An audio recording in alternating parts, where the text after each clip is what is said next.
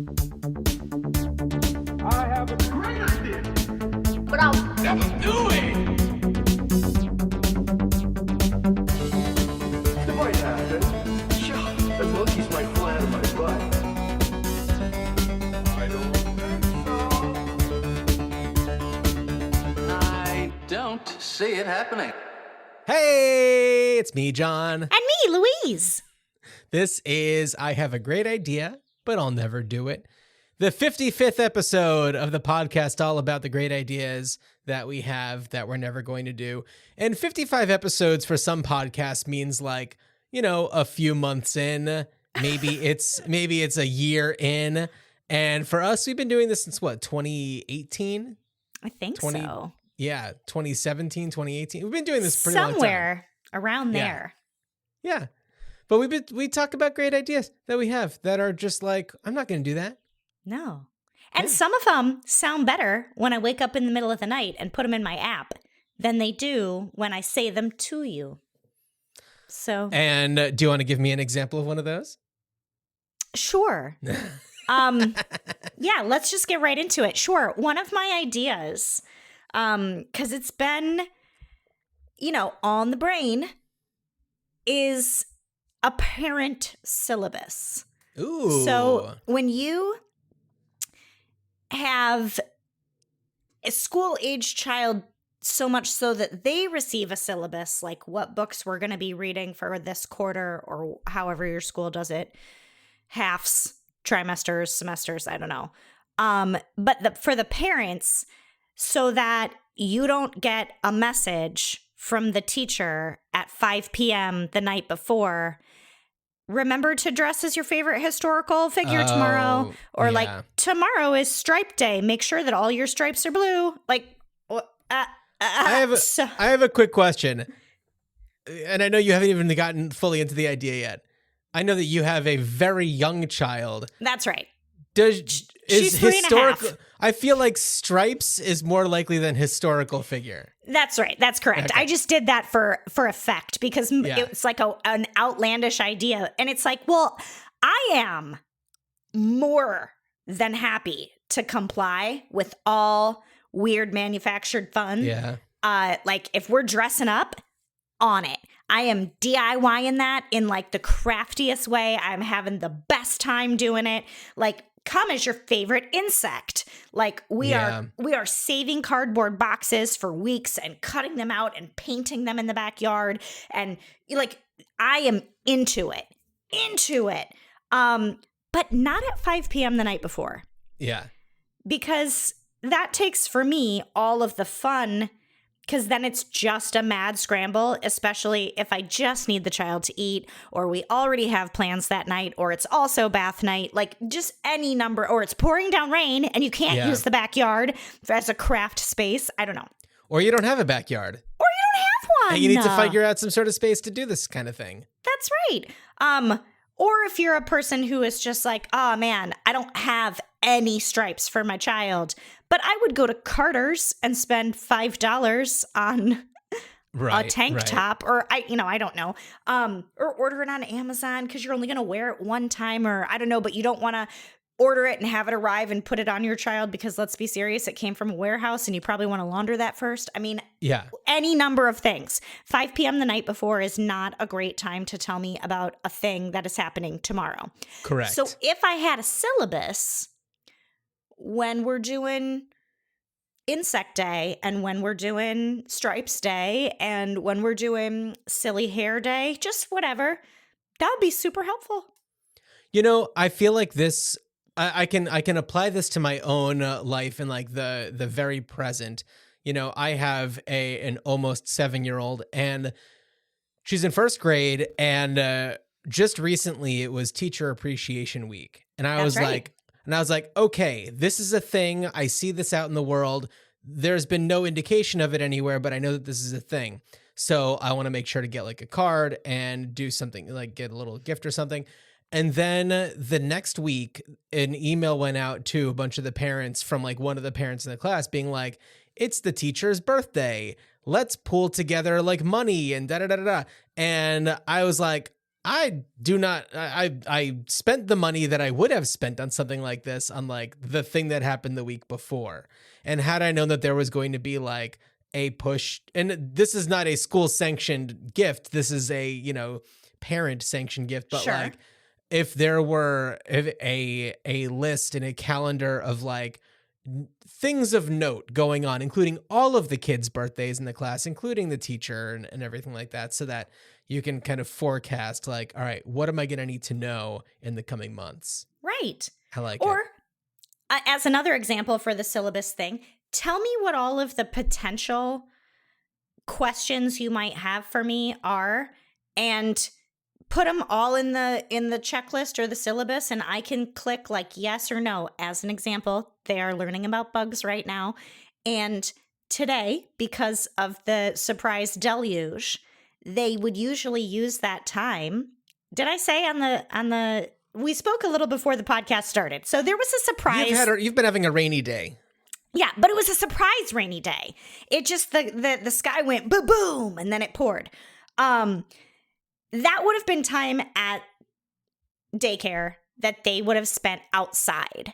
But since they couldn't go outside because now everything was wet, all the play equipment and the grass and mulch or whatever, they were going to do an indoor sensory activity. And the question was, do you mind if your child eats a specific cereal that is shaped like a honeycomb?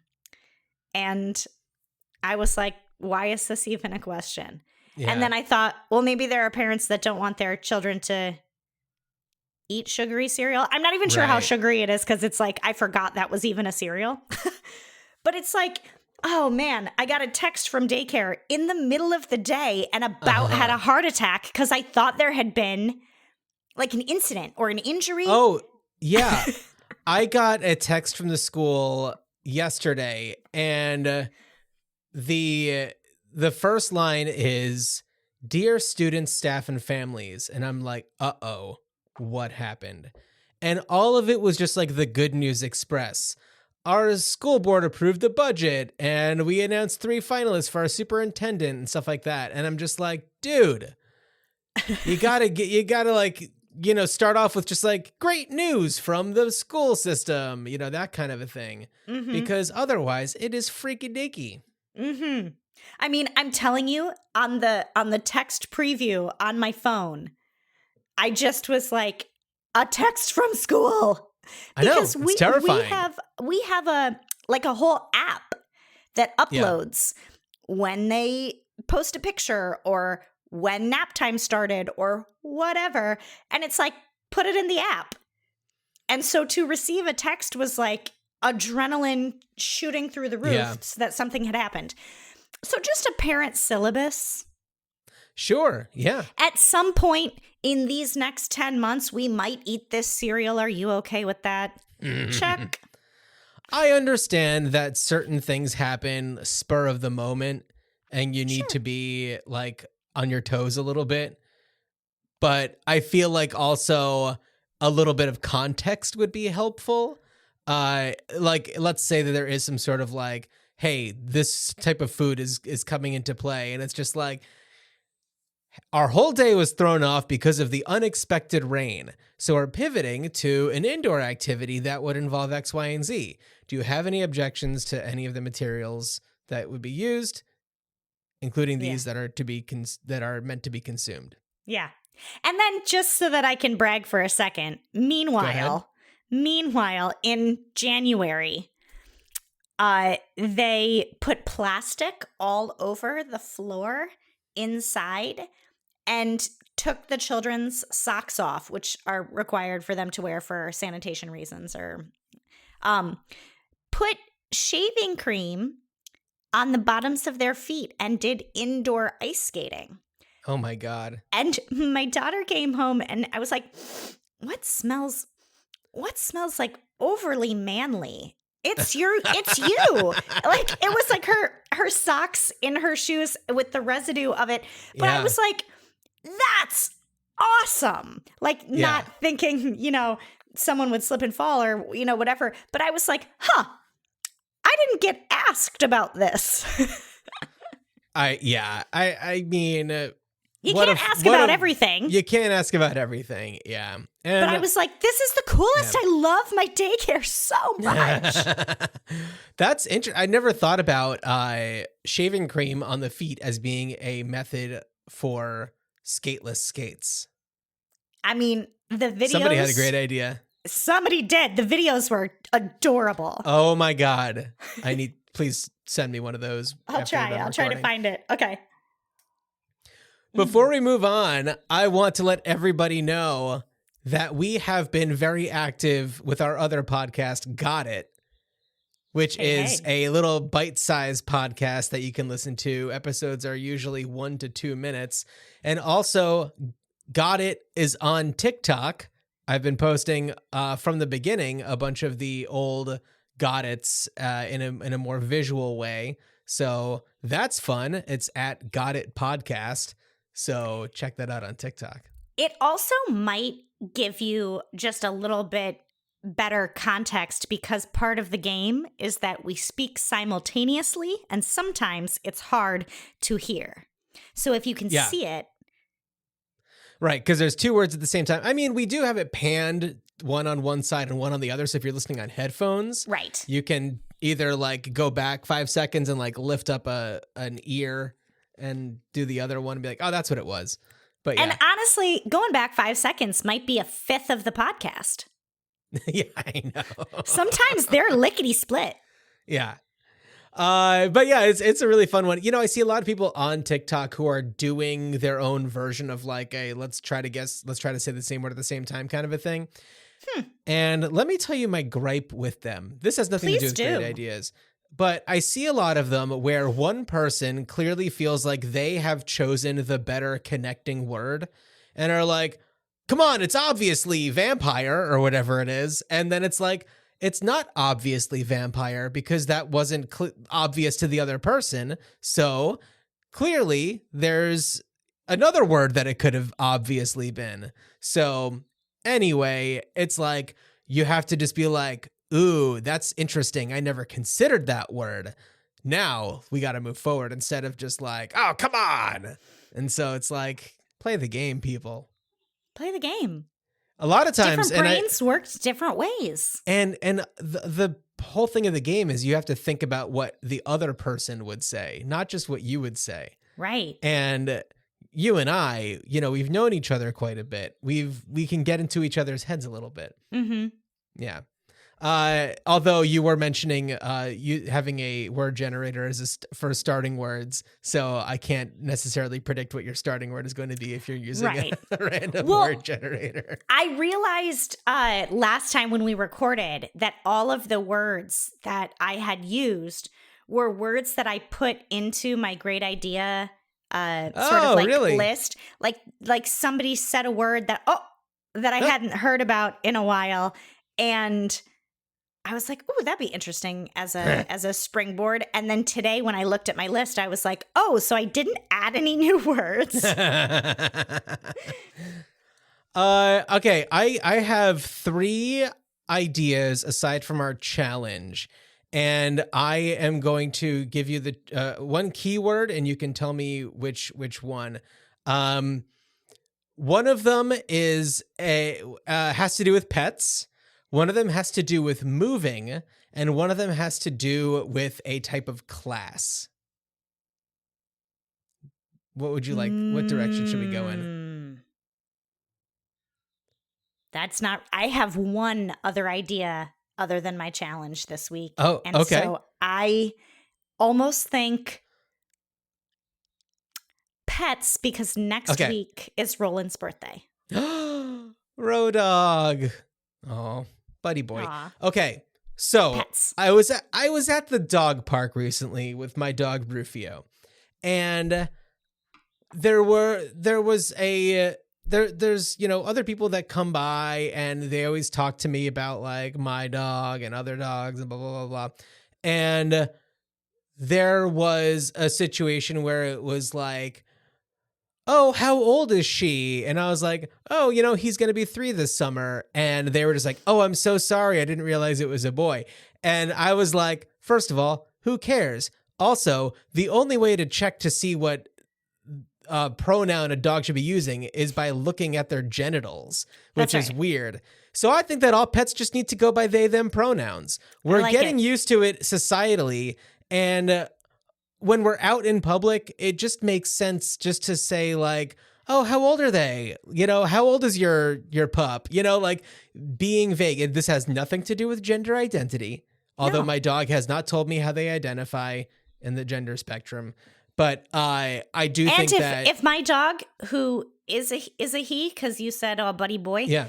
if he did express to me successfully that Yeah. he presents as female, I would say, come here, girl, and not Yeah. think twice about it. I wouldn't make his life hard.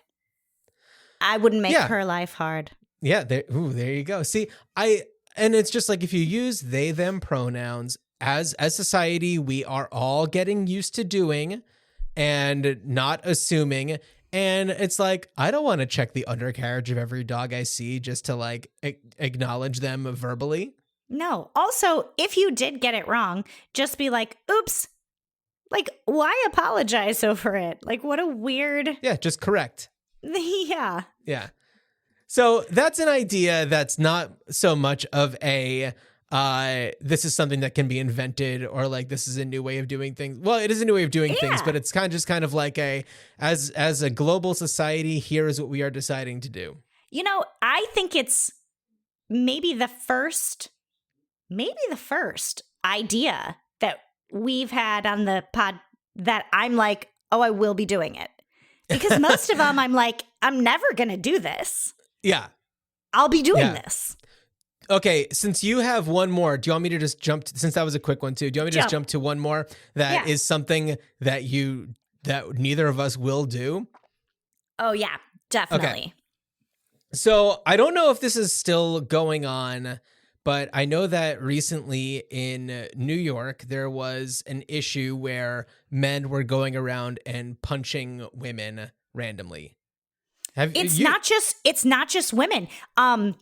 Didn't a celebrity get punched recently also? Oh, Steve Buscemi just got punched. Mm-hmm. Yeah, and Rick Moranis a few years ago. Mm-hmm. But I know that like there was this thing going on where these women were just getting like randomly punched. I had an experience when I was in college where I was just walking down the street in Philadelphia and there was a group of like, teenagers and one of them just like popped me in the face and they kept on walking. And it was just like out of nowhere for no reason at all. Yeah. So my idea is called Sucker Punch Academy, and it is a self-defense class to protect oneself against random-ass city street sucker punchers.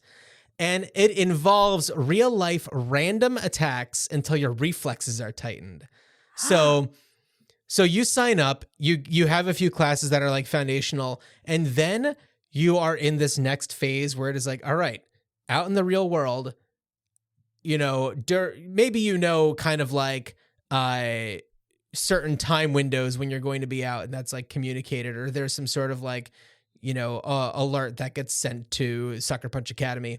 But they essentially have somebody who is not going to make contact with you, but is going to kind of like psych you out just so that you can be like, block.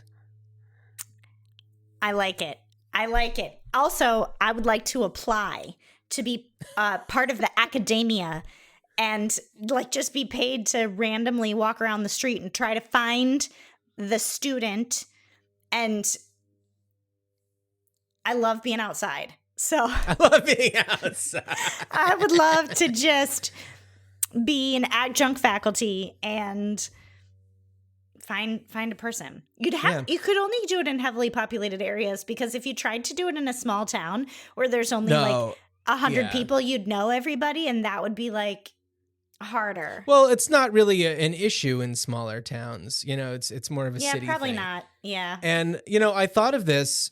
So my daughter goes to a martial arts class on a couple of weekdays, and now that the weather has become nicer here in Portland, during that hour, I will, there's like a grocery store. I'll pop in there, but that doesn't take that much time. So usually I'll just like go for a walk. And I was just thinking about the martial arts school that she's in, and they are owned by queer women, and it was kind of founded with the the initial purpose of really being like self-defense for women, specifically leaning towards like the LGBTQ community. So it's open for everybody.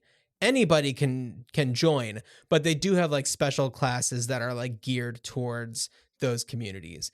And it's like, think about how like cool it is, and then it's just like, what could take it to the next level? And I was just thinking, this was not too long after there were all of these kind of like random sucker punches happening in New York, specifically against women and Steve Buscemi. And so, yeah. Yeah.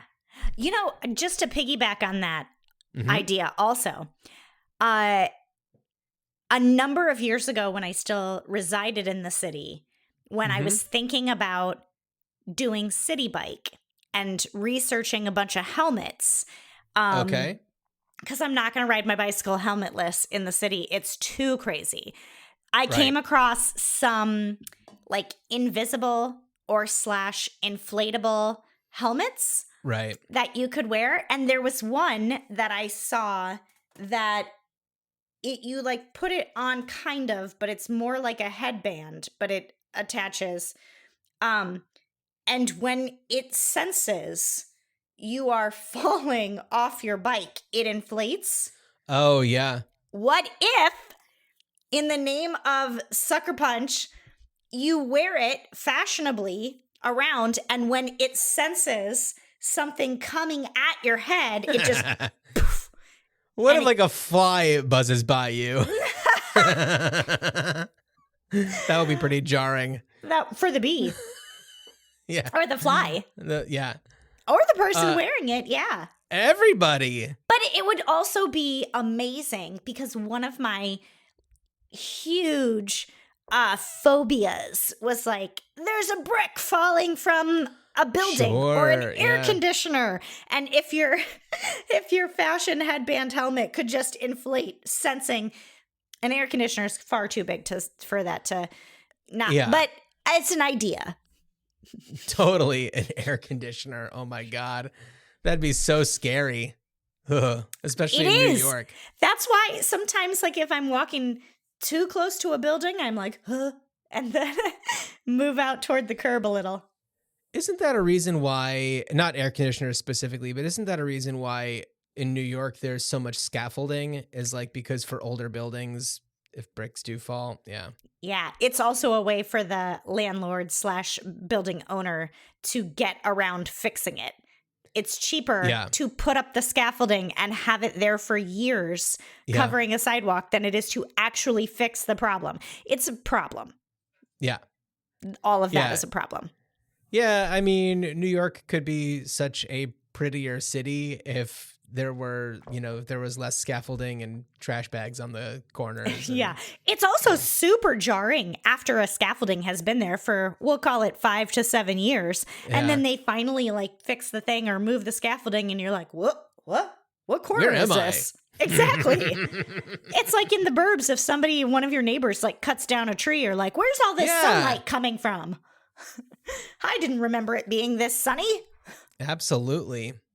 Yeah, I should take this time to ask you because now it's been a few years since you've been outside of the city proper and living in the burbs. Mm-hmm. How's that feeling for you?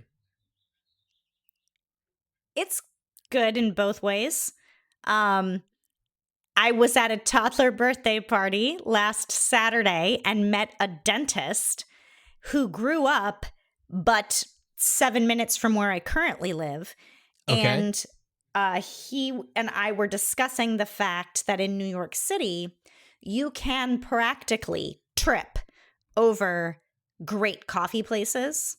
Yeah. And I can't drive 15 minutes and find anything but a diner, a Dunkin', or a Starbucks. And how Really? depressing. Oh, John.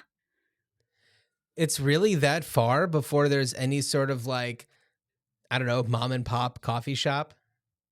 If you can find one that I can drive to in less than 20 minutes in one direction. Wow. Yeah, it's an issue.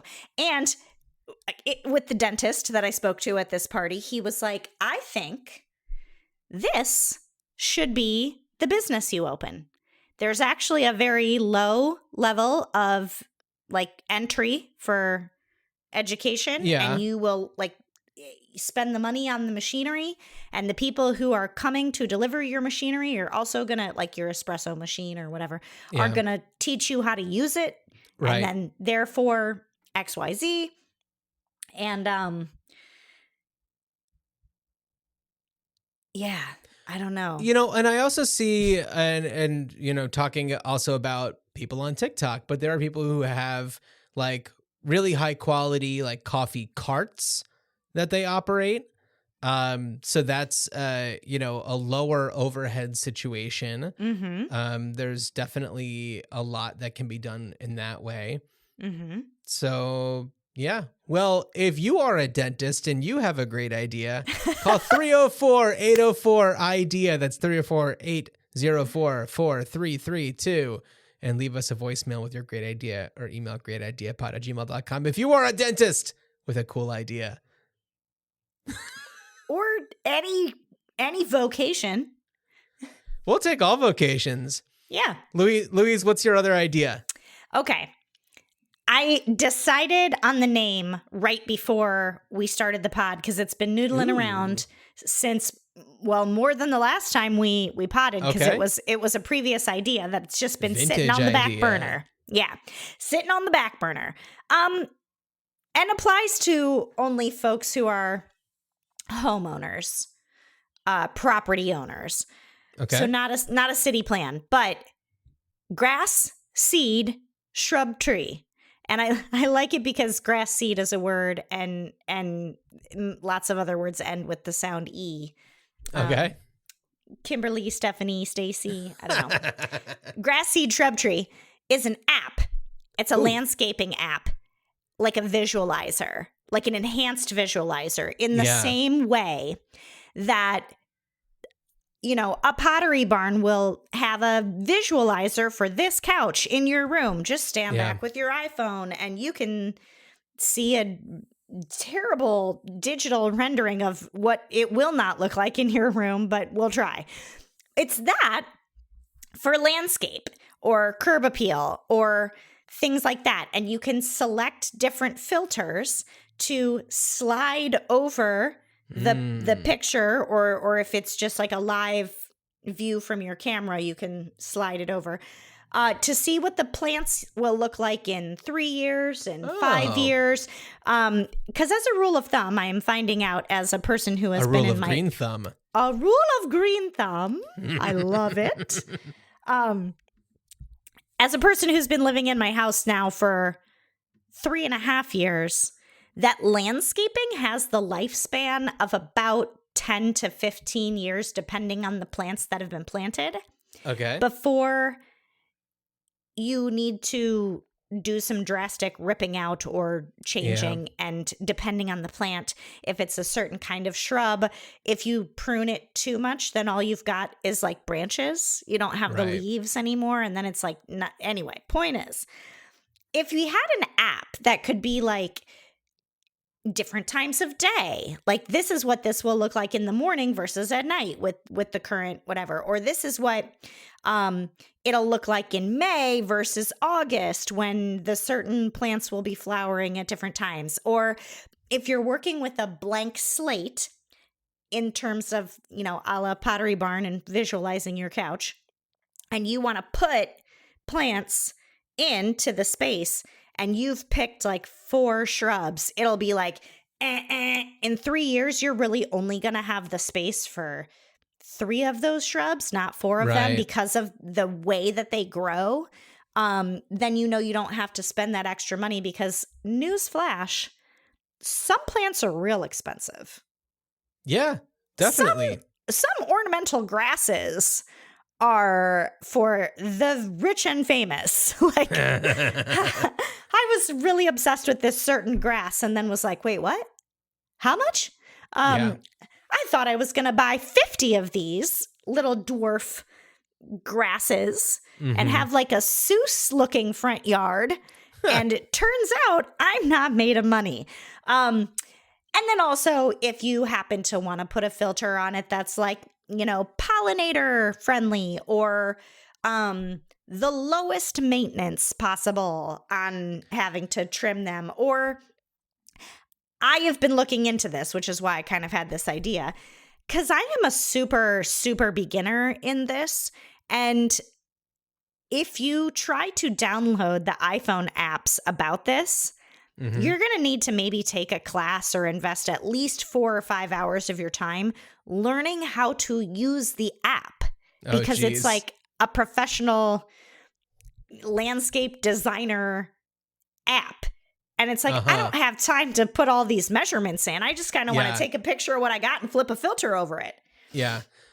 Well, I think that there's also a really great opportunity to implement like GPS features, such as like what works in your climate. Zone. Yeah. Yeah.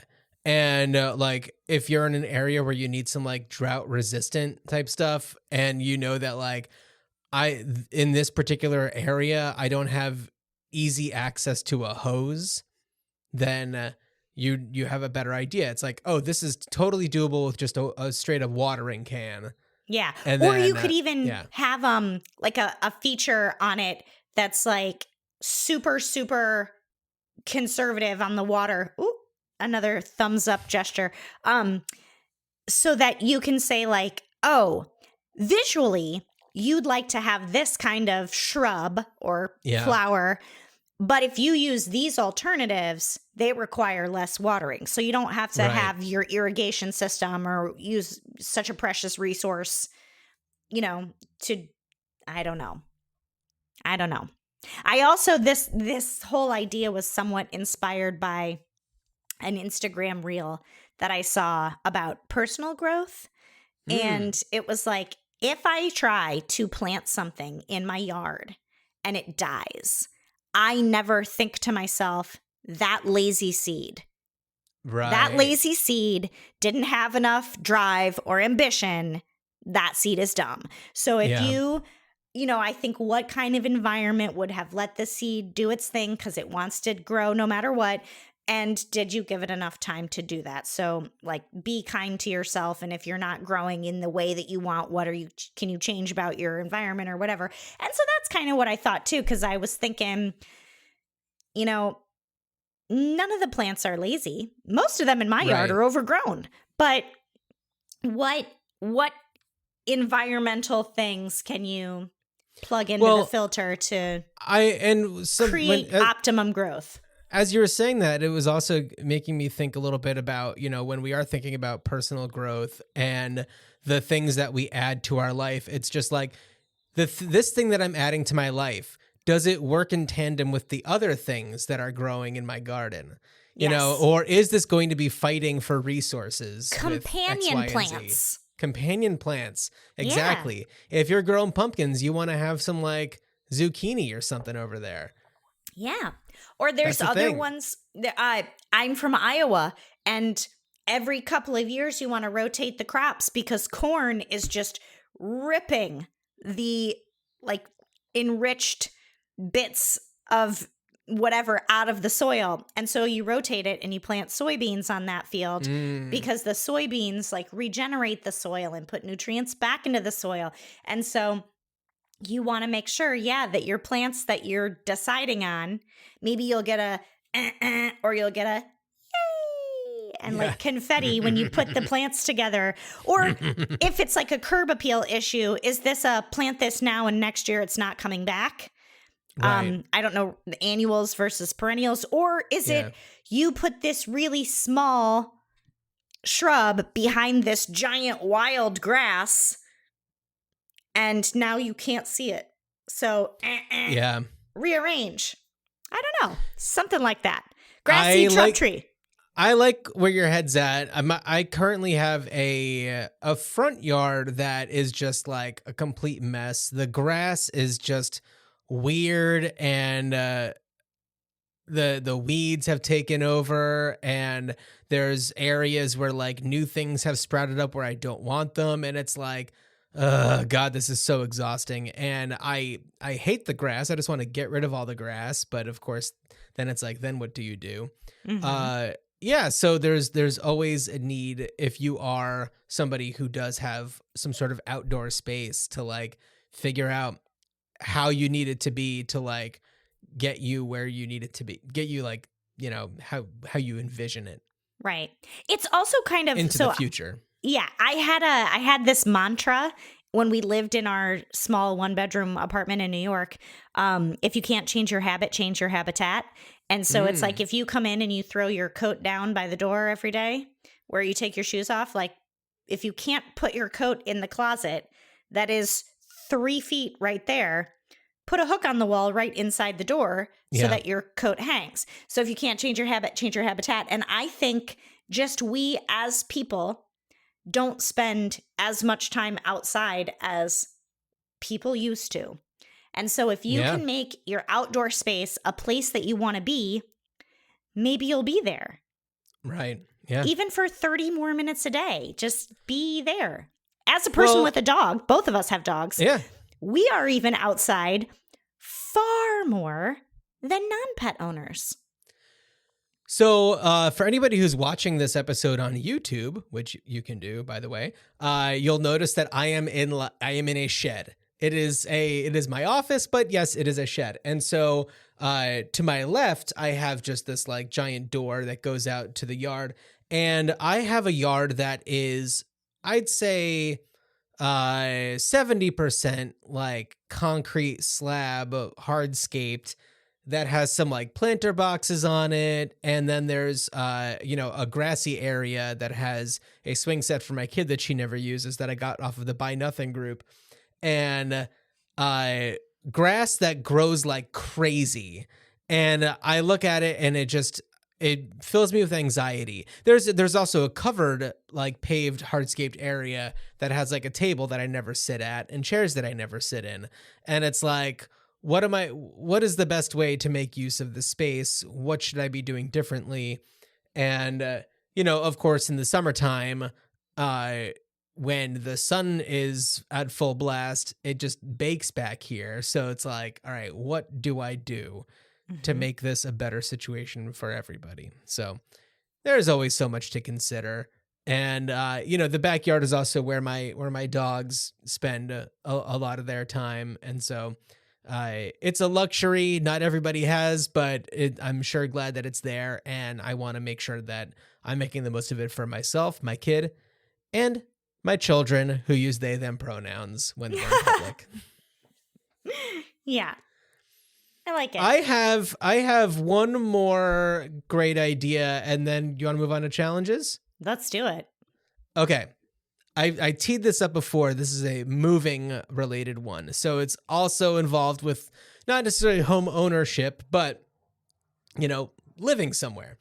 So I don't know if such a thing exists. I did a search and I found nothing, but it will be really cool to have a business where there's a moving contractor.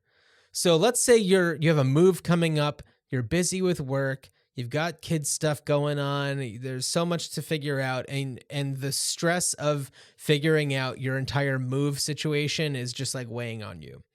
You hire a move contractor who does the research to find the best moving company and like price checks and everything based on the situation. They do all of the the packing, and coordinating the packing, coordinating storage if there needs to be storage, arranging for a cleaner to clean your old place and make repairs for minor damage. So somebody who just goes through and does all of that stuff so that you don't have to worry about it, because moving is stressful. It's expensive no matter what. If you just put down a little bit more money, then it can save you a lot in like stress equity. Yeah.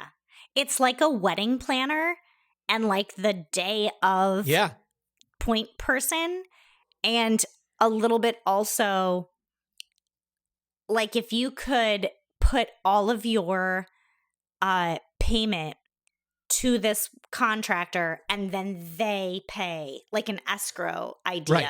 And then they Sure. pay the moving company, and then they pay the... It's kind of like how an interior designer has like special deals that they have with, warehouses and, manufacturers for furniture and stuff like that, where it's like maybe they have a special deal that they have with particular moving companies. Vendors Yeah, exactly. Also, sometimes if you're moving, you need to be like there's perhaps a buffer zone where you can't be in either home for whatever reason. So perhaps this contractor can also arrange for you to stay at an Airbnb that's nearby, that's pet friendly if you have pets, and they have like an activity set up for like the kids. So it's like everybody's out of the house when they need to be out of the house, and people can do what they need to do. And yeah, because it's like, if you make a list of all of those things and you're just like, I have to do all of this and try and figure out the schedules for everything. I'm just going to put this off. And then you put it off and you put it off, and then things go south, and you're just having to live in the stress. Yeah. I will also say, as an example of another thing that they could do, when we moved, it was the pandemic, and neither one of us were in the office because it was the beginning of the pandemic, and we had a ton of time to do the thing. And we also had lived in our apartment for 6 years, and a lot of our things were very, very Tetrised in there. So if a company came in to try to pack up all of our stuff for us, we didn't want people to be in there because COVID, but Sure, it would have been like really hard for them to efficiently like empty out the closets or the loft or the cabinets, because everything was so specifically Tetrised in to our apartment. And then we used the bedroom as the like staging ground for all of the boxes before the actual movers came. I remember, and we were you like showing me that. Yeah, we were like, what do we do if we pack something that we just like, oh my gosh, I need that?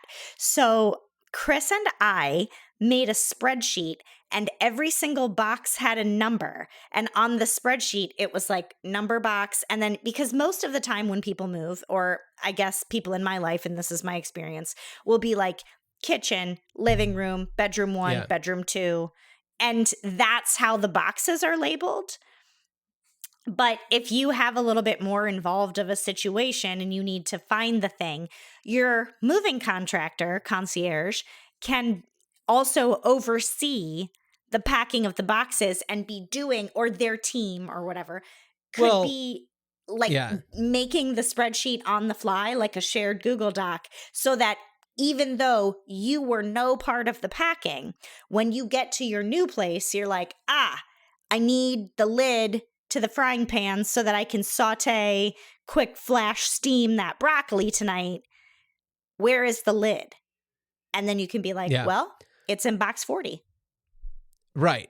And this type of situation also implies that like the packing and the moving all happen pretty much one right after the other. So where you might be starting to pack 2 weeks in advance, you don't need to do that in this situation because they've got it covered.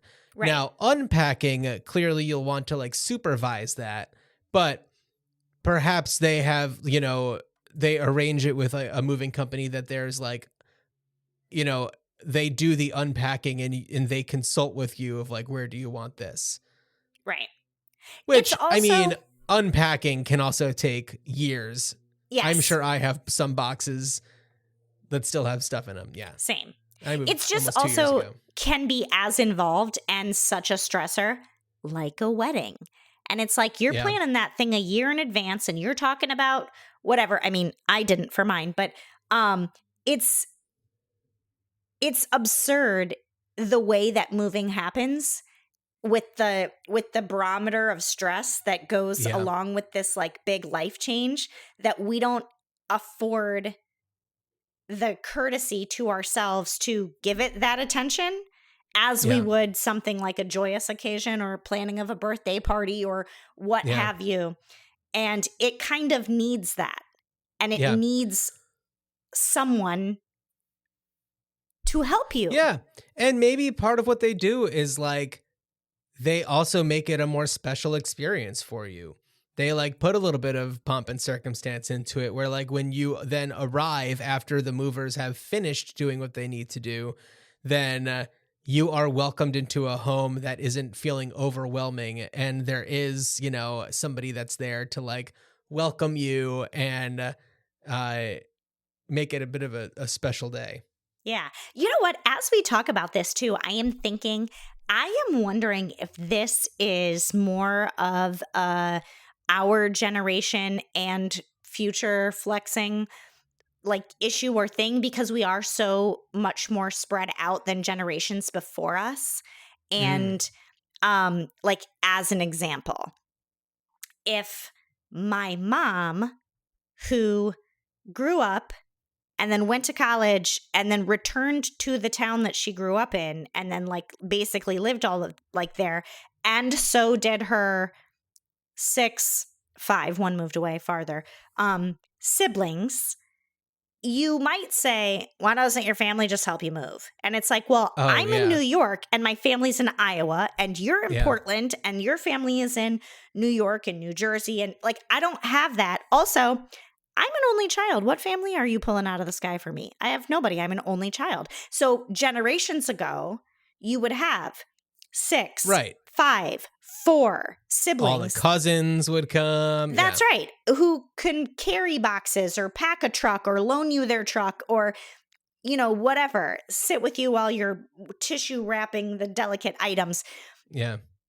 I wonder now, even if it's just, you know, us and younger sort of issue. Could and be. we're moving more frequently than Absolutely. people in Well, previous generations. real estate has become a game. Yes. And also, if you are purchasing a home, or thinking about it, it's unattainable for so many people. Mhm. And I feel like if you and I were born a few years later, it might not have ever happened for us for Yes. like owning a home. Yes. And it's scary, and it should be illegal for, you know, companies to own residential properties. And it's problem after problem after problem. And Right. there's nobody that's making any big moves to solve it. But there are certainly lots of other like generational elements that come into play. I feel like we, as time goes on, each generation becomes less and less sentimental about things. Yes. And of course there are going to be like some things, but like, oh, this is my grandmother's china from her wedding. And it's like, people aren't doing that so much more. People are getting married after they're like 19 these days. So it's like, you don't need all the stuff to like set up your first house. Like a lot of people in our generation and beyond are, you know, either getting married later in life, choosing not to get married. They're, you know, living life before, you know, and trying to figure out like where they belong geographically before, you know, settling down. Yeah. And settling down can mean a lot of different things. And or, gee, I don't know. Does Grandma's China have like lead in the paint on it? I certainly can't put Grandma's China in the dishwasher. I'm not going to hand wash this. Before you said, does Grandma's China have lead in the paint? I thought you were going to say, does Grandma's China have like offensive iconography on it in the design? And it like, might. Are there any like hidden swastikas on here or something? Underneath the floral pattern, you'll notice. Yeah. Or just even that, like a floral pattern. Like, I'm not really that into flowers and I, you know, love Grandma, but. Yeah. No, certainly functionality and design is something that, intersects in a lot of different ways. Are you making faces at the dog behind me who's up to no good? Dude, what are you doing? He has a great idea. Yeah, he's like, I'm gonna sniff this over here. So the function of things kind of comes first for a lot of people, and then when it comes to design, there is an understanding that design evolves, and unfortunately, because we live in such a disposable society, that's kind of where our mindset is about our sentiment for heirlooms. Right. If it's a small trinket, that's a different story. Right. Yeah. Yeah. So there's that. There's that. There's that. So, Louise, on our last episode, I challenged you to invent a new sport. You What sure did you did. come up with? Well, here's what I came up with, because I was thinking about, I really, really put a lot of thought into this, because you said don't Okay. come up with 4 sports, come up with 1 sport, Yeah. and it doesn't even have to be good. Yeah. So I was thinking about all of the things that go into sports Mm-hmm. and, strength, speed, agility, and how certain sports are way more teamy and other sports are way more sort of individual, if that Tennis, if you will. Well, right. Golf. Or I was even thinking in terms of a team sport such as, we'll call it basketball, because again, I'm from Iowa for the millionth time, listeners. And the Iowa women's basketball team this year had an incredible year. Yeah. A ton. I watched for quite a big long stretch of it. Yeah, a ton of incredibly talented athletes, but the one that keeps getting the most attention, Caitlin Clark. So it's like it's a team sport, and they're all, running and moving and jiving, and they're all dribbling and they're all shooting, but mostly it feels like, at least if you try to do the stats on it, like, get this one player the ball. And in terms of baseball, where there's like less running than soccer or basketball, there is running, but less. Yeah. It's like, it's not consistent running. Right. Like when you're in the outfield, you're like the team. And when you're batting, it's like your individual talent. So I tried to also football. I love the way you're approaching this. Yeah, just gotta say. And football, as an example, too, like the offense and defense might as well be just different teams. Yeah. Like they're not on the field at the same time. Their duties are not the same. Their bodies are not the same. Right. The skills that they need to do in the game are not the same.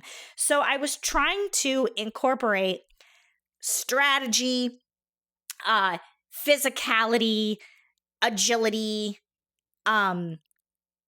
like precision, and then also be mindful of like team and the individual's moment to shine, as well as putting my own unique stamp on it. Okay.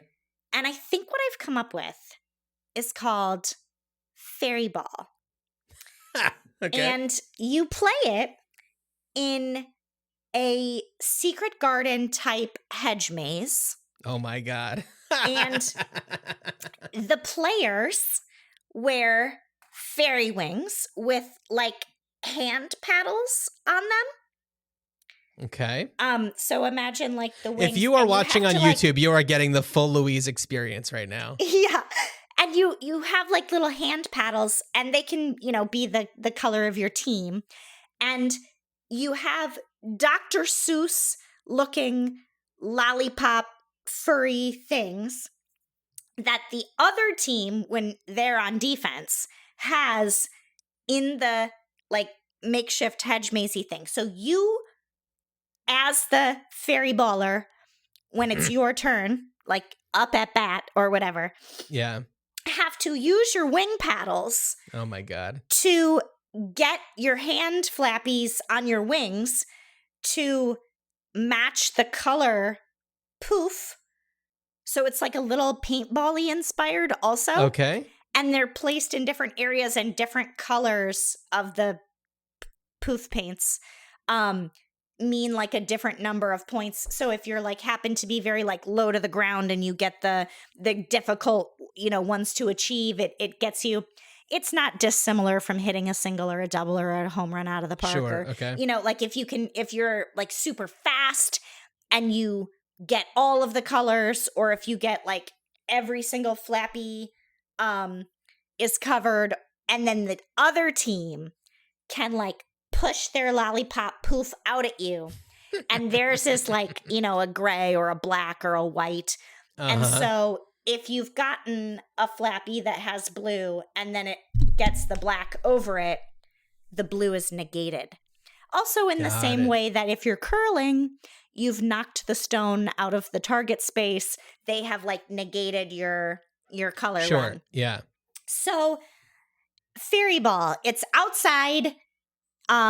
You have to deal with weather conditions if you need to. It's not like ice skating on the rink. It's like I was envisioning like an indoor setup or like a covered outdoor setup. Maybe it changes when your team travels in the same way that baseball stadiums now have retractable ceilings. Yeah. I think if you're in like Florida, they have ceilings that either retract or don't retract, because like clockwork in the rainy season, it just rains at 3:00 or 4:00 every day, and it ruins the turf. Anyway, if you are dealing with it being like slippery or wet, or now you're inside and I don't know. So it's just, there's like defense strategy moments, because do you want to put all of your Seuss poofers, toward the end and not have them in the first part of the maze as much, because you're not, wiping off any of the paints, but then, and if the person is very, very speedy or can go sideways or is very small, or, since it is a maze, you don't know where they are in the maze at any given time. And since you have to, one of the rules is you have to push the poker through the hedge. And I say the poker, but imagine a pool noodle. Like it's not gonna like impale anyone. So you can't just like all of a sudden be sword fighting with the fairy. Right. Yeah. So you're kind of just, or like pollinating as many flowers as you possibly can. Yeah. I would love to crawl into your brain and get a better sense of all it is that you're talking about. I love it. I love the enthusiasm. I don't understand all of it, but I know that there's something there. It's like a color run.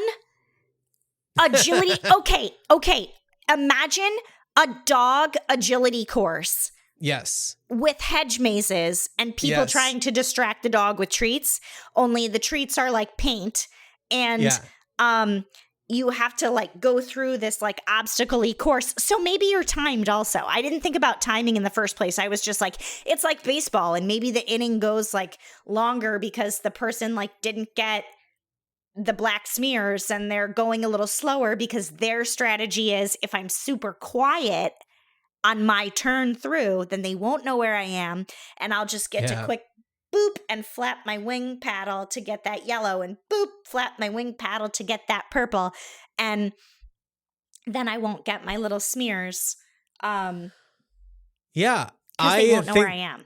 This is a lot of fun. I wish that, and perhaps there is a way to adapt this to like a small scale. Like you don't have to be in like an arena to do this, but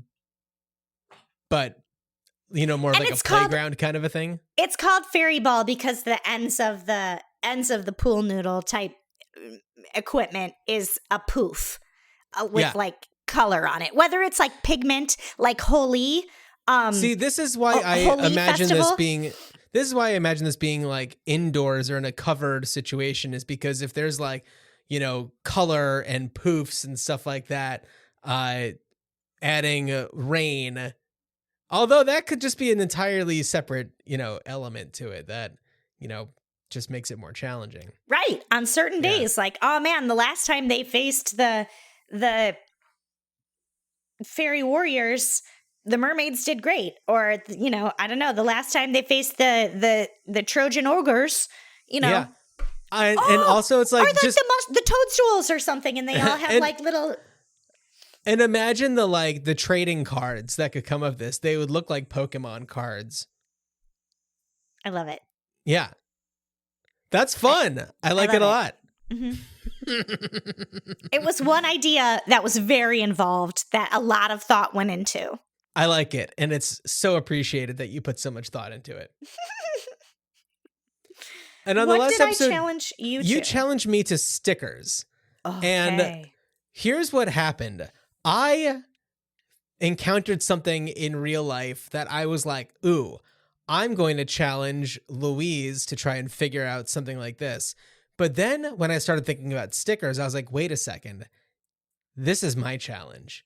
This is how I need to approach this one. So when for the stickers that I'm thinking of the little stickers that are on produce. And Okay.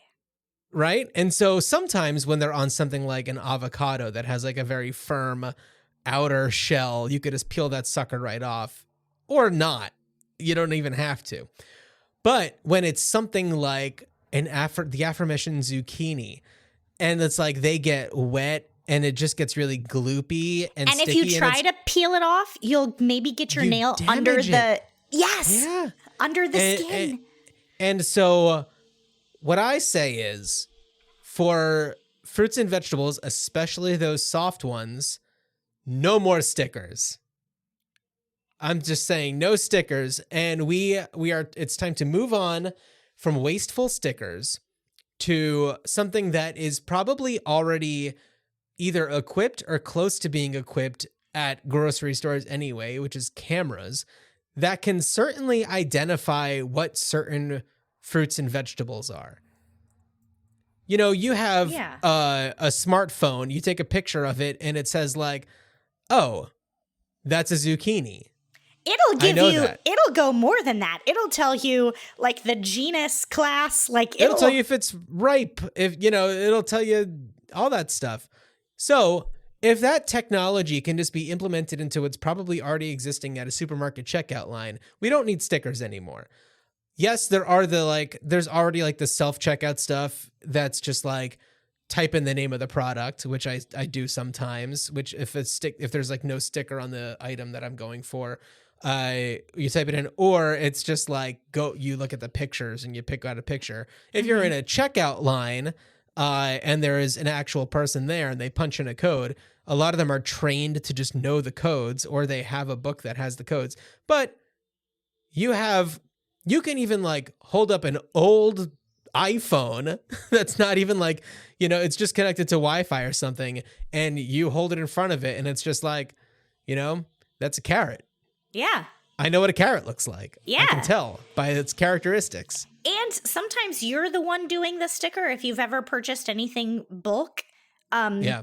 At the Yeah. grocery store, like nuts or Yeah. olives or whatever, Rice. like Yeah. it says like what the number is, and then you punch in the number.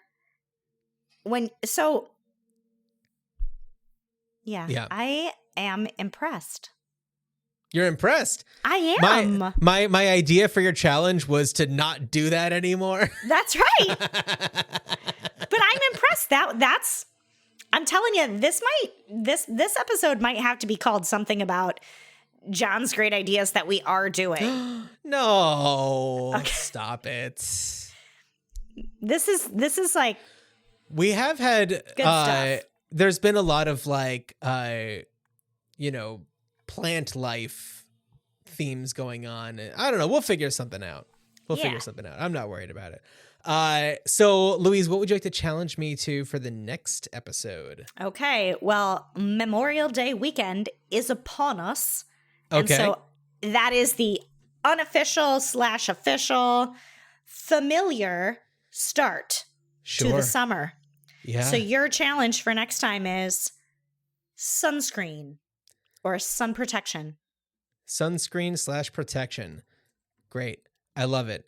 So, in honor also of summer, I am going to challenge you to summer fun activities for introverts. Okay. I am excited. Okay, cool. So if you have a great idea, please write to us, greatideapod@gmail.com. Call us 304-804-IDEA. That's 304-804-4332. We'd love to hear from you. Give us a nice little rating on Apple Podcasts and Spotify. Check us out on YouTube so you can see Louise's gesticulations when describing the fairy ball. Yeah, I don't know. And listen to Got It. We're going to go record some more Got It's. I'm excited. I am too. And hey, thanks for hanging out with me. Thanks for hanging out with me. I don't see it happening.